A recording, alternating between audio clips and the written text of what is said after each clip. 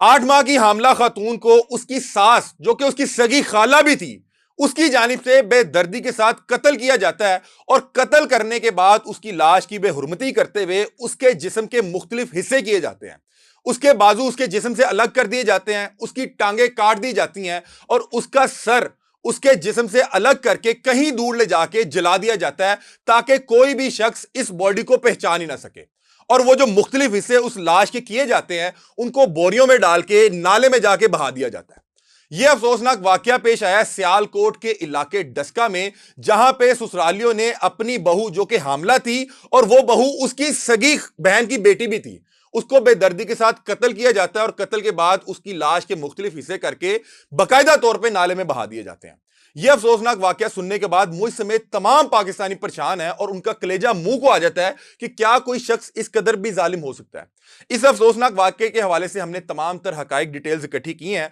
आज के इस व्लॉग का बाकायदा आगाज करते हैं और इस अफसोसनाक वाकये की तमाम तर डिटेल्स आपके सामने रखते हैं।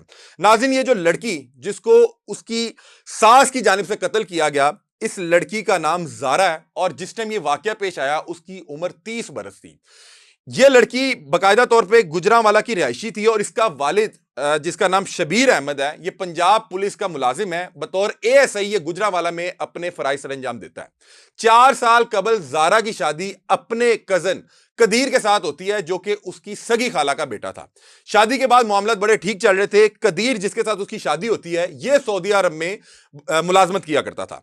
शादी के बाद आपको पता है हर घर में ये मामला हैं, कई जो ये सास और बहू का रिश्ता है, वो रिश्ता ही कुछ इस तरह का है, कभी सास की बहू से नहीं बन पाती और कभी बहू की सास से नहीं बन पाती।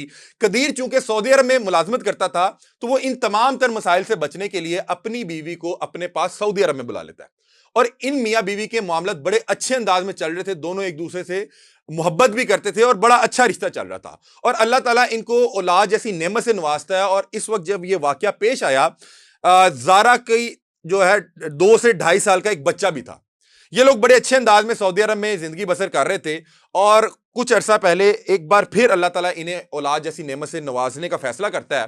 और इस वक्त जब ये वाकया पेश आया, ज़ारा 8 माह की हामला थी। ज़ारा 1 माह कबल सऊदी अरब से पाकिस्तान वापस आती है, इस गर्ज से कि उसकी ख्वाहिश ये थी कि उसका बच्चा पाकिस्तान में आंख खोले। ये वापस आके अपने वालिद शबीर अहमद के घर जाती है और वहां पे कुछ दिन गुजारने के बाद फैसला करती है कि मुझे अपने ससुराल भी जाना है, अपने सास और अपनी नंदों से भी मिलना है। इसके वालिद ज़ारा को डस्का में इसके ससुराल छोड़ आते हैं। जैसे ही शबीर अहमद ज़ारा को ससुराल छोड़ के आते हैं, तो उसका उस खातून से राब्ता मुनक़ता हो जाता है। वालिद कोशिश करता रहता है, फोन करता है, लेकिन ज़ारा का नंबर मिल नहीं पाता। और उधर जो सऊदी अरब में उसका हस्बैंड था, वो भी मुतअद्दिद बार कॉल्स करने की कोशिश करता है, लेकिन उसका अपनी बीवी से राब्ता नहीं हो पाता।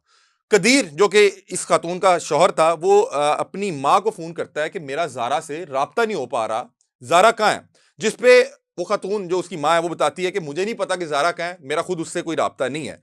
तो उसका शौहर कदीर अपने ससुर को फोन करता है कि शबीर साहब, ज़ारा कहाँ है? तो वो बताते हैं कि मैं तो ज़ारा को तुम्हारे घर तुम्हारी माँ के हवाले करके आया हूं। तो वो कहते हैं मेरा उससे राब्ता हो नहीं पा रहा, आप जाके खुद चेक करें। शबीर अहमद, जो गुजरांवाला में बतौर एएसआई अपने फराइज सर अंजाम देता है, खुद भी एक पुलिस वाला है, वो जाता है अपनी बेटी के ससुराल और उनसे जाके पूछता है कि ज़ारा कहाँ है? जिसपे जो ज़ारा की सास, जिसका नाम सुगरा बीबी है, वो बताती है कि ज़ारा अपने यार, अपने किसी अशना के साथ, अपने किसी आशिक के साथ भाग चुकी है और हम तो खामोशी से उसको तलाश कर रहे हैं।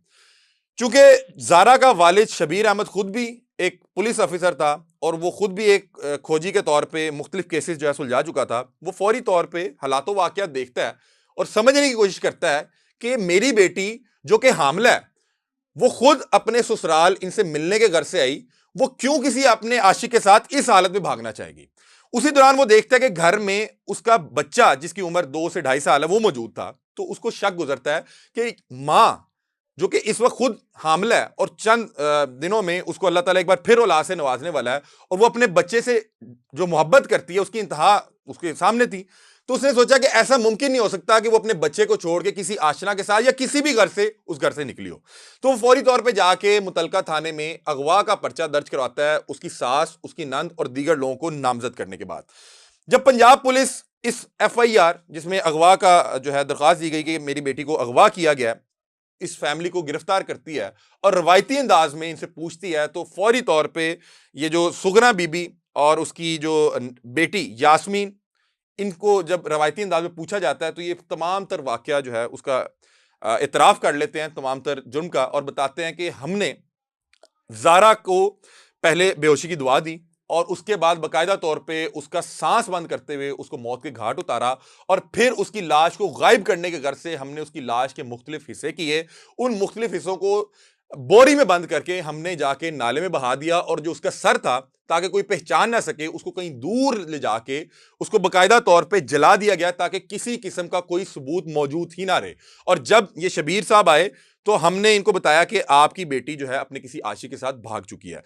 इनके इतराफ़ जुर्म के बाद इन लोगों को गिरफ्तार कर लिया गया और अब ये लोग अपनी सजा और अपने अंजाम के इंतजार में जो है पंजाब पुलिस के पास मौजूद हैं।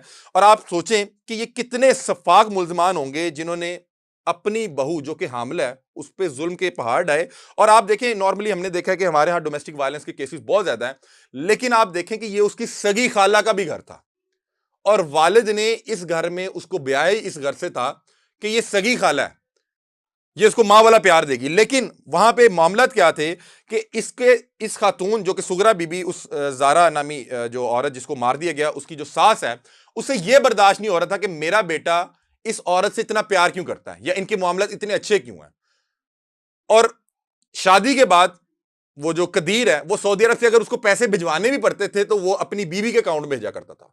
ये वो तकलीफ थी जिससे तंग आके इस खातून ने अपनी बेटी, जिसका नाम यास्मीन है, उसका आगे बेटा अब्दुल्ला और उसका एक और रिश्तेदार जो है वो बताया जा रहा है सोनी उसका नाम है, उसको ये लालच दिया कि तुम्हें इटली भिजवाया जाएगा अगर तुम हमारे साथ मिलके ये घिनौना काम करो। और जैसे ही वो खातून अपने ससुराल वापस आती है, शबीर अहमद अपनी बेटी को उसके ससुराल छोड़ के जाता है, तो उसके बाद उसको बेहोशी की एक दवा दी जाती है और बेहोशी के आलम में उसको पहले तो उसका सांस बंद करके उसको मौत के घाट उतारा जाता है। और फिर सफाकियत देखें कि उसके बॉडी के, मतलब कि हमारे यहाँ मतलब कि कत्ल बहुत बड़ा जुर्म है, लेकिन उससे भी बड़ा जुर्म कि किसी की लाश की बेहुरमती करना, उसको मसख करना, उसके जिस्म के मुख्तलिफ हिस्से करके नाले में बहा देना। आप सोचें ये किस कदर ये बदबख्त और खबीस लोग होंगे।